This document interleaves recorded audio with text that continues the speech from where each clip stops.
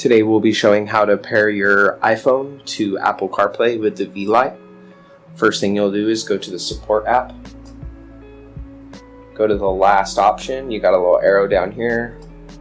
I'll take you to the bottom and you will go to all settings and we'll go to Bluetooth. It is right below Wi-Fi.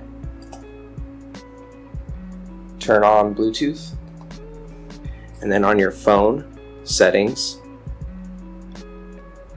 go to Bluetooth, turn on Bluetooth,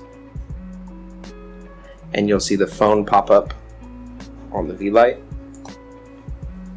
After you select on the device, you'll get a pairing code to the phone and to the VLite.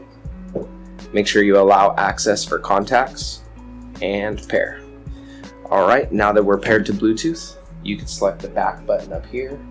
For the NIS 8 radio, you just have a back button right here. We'll go to the Apple CarPlay shortcut and settings, and down here you will see the phone that is paired to Bluetooth.